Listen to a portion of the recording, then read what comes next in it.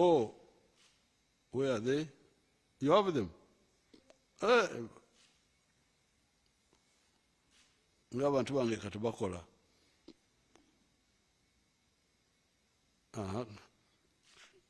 Now, all those are people who are running you from poverty in South America.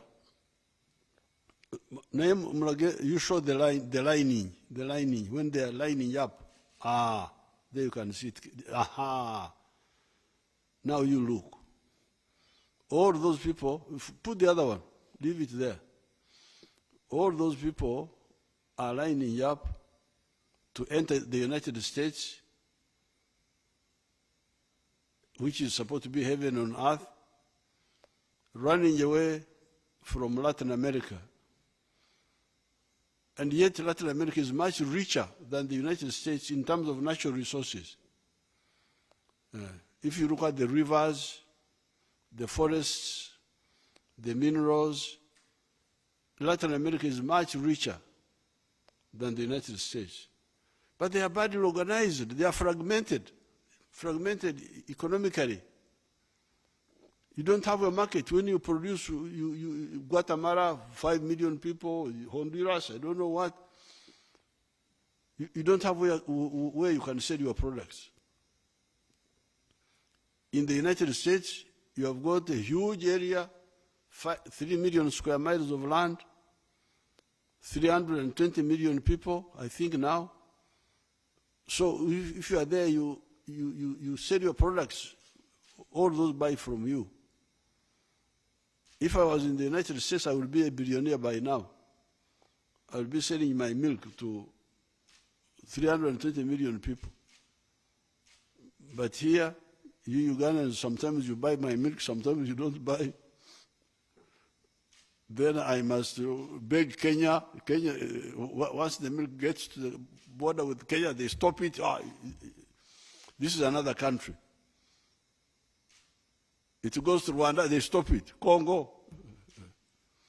So that's why you still see that I am Mr. Museveni like you people. Otherwise, I would be a billionaire by now.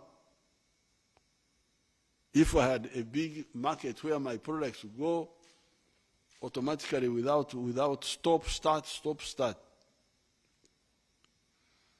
So those who emphasize tribes, emphasize religion sectarianism, emphasize gender chauvinism, they want to turn us into a Latin America in Africa. And yet, we, the freedom movement, want to build a United States of Africa in Africa, a united Africa. This has been our struggle from the 1960s. So this is point number one. There are other pictures. Show the other pictures if you have them. Show them and we will move.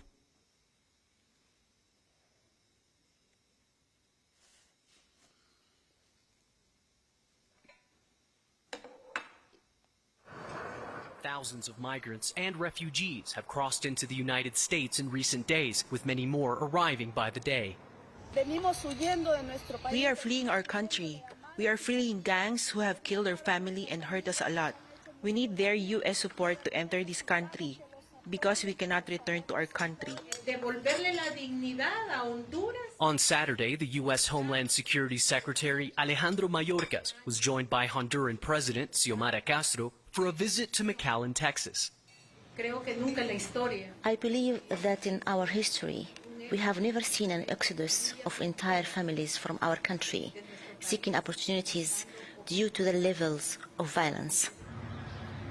Hondurans, along with people from Venezuela and Haiti, form the largest group of migrants and refugees trying to cross the border, and U.S. officials are seeking new strategies to address the worsening crisis. I am grateful to the Honduran government for working with us to effectively and safely return individuals to Honduras who are ineligible for relief in the United States. Across the border in Mexico, migrant numbers continue to surge. Speaking at the United Nations on Friday, Mexico's Foreign Minister, Alicia Bárcena, said Mexican immigration authorities are ill-equipped to handle the number of migrants and refugees arriving daily. This goes beyond the capacity that we can bear. Even though Mexico is trying to do a good job, and even in the United States, the Border Patrol is overwhelmed. They have the capacity to process 1,000 a day, but if 11,000 arrive, it's very difficult. Though the Biden administration has called on Mexico and other Latin American countries to do more to control migratory flows, the continued surge of migrants and refugees at the U.S.-Mexico border underscores the pressing need for immediate action to address the underlying factors driving migration. Manuel Rapalo, Al Jazeera. Thank you. Thank you.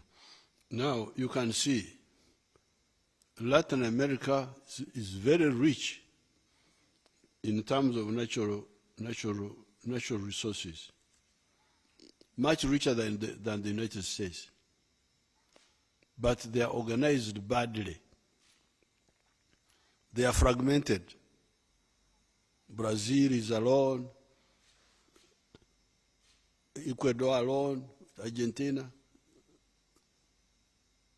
And that type of organization does not encourage business. So therefore, what we are telling you is that, number one, reject the ideology of identity politics. Because that identity politics of tribe, of religion, of gender chauvinism does not address the issue of prosperity. They don't answer our question of how can we be prosperous. We can be prosperous by producing and selling what we produce, which means we need a market, and not a small market, we need a big one. This is the difference between the United States, between China, between India, and Latin America, and between them and Africa now, because even now, you see, we have got, our Basoga people have got ebikado, surplus, ebikado, sugar. We have been having a surplus of sugar. People in Tanzania, they need sugar, but they buy from, I don't know, Brazil. Then we must bargain, haggle.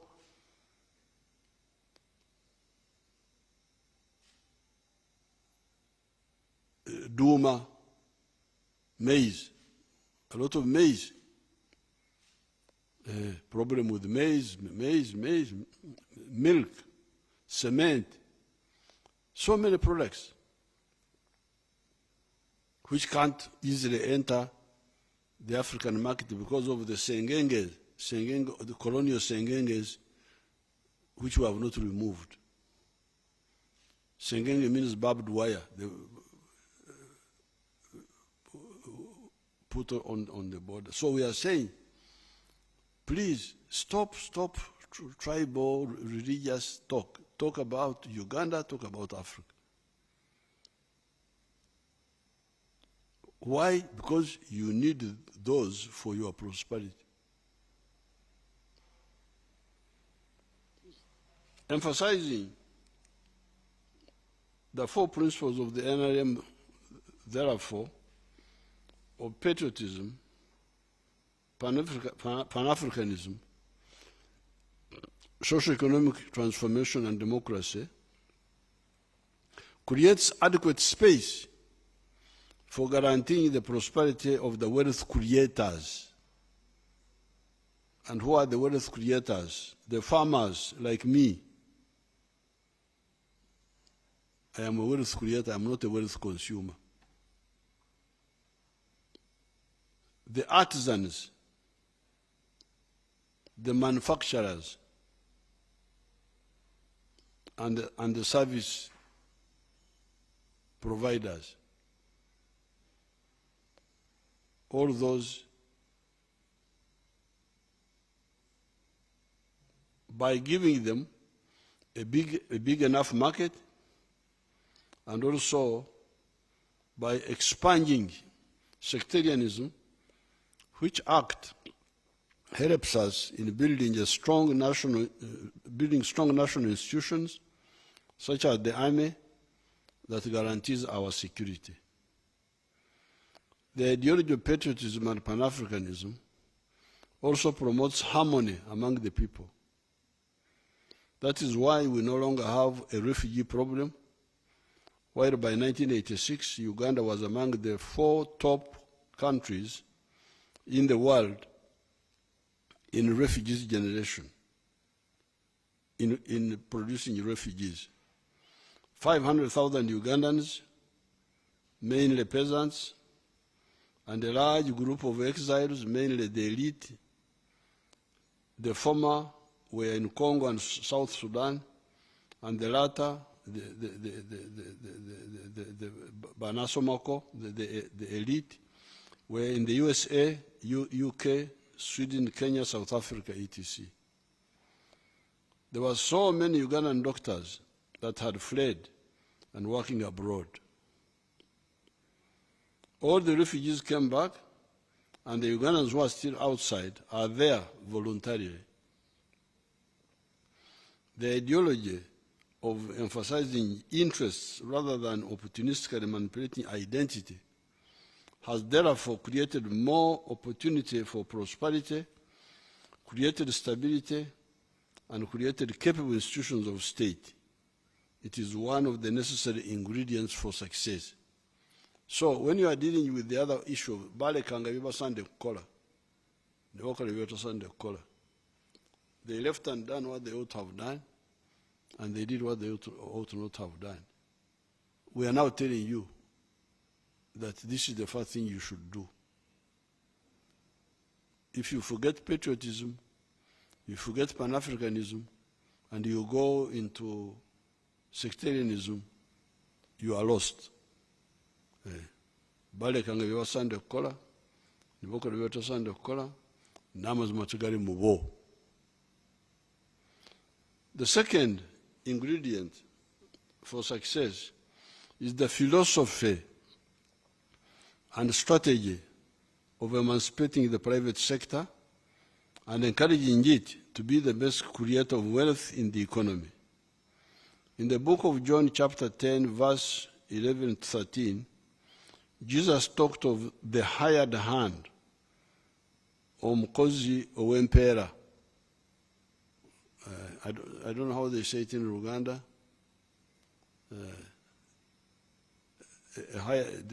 Oba bakyogera bati mu Uganda?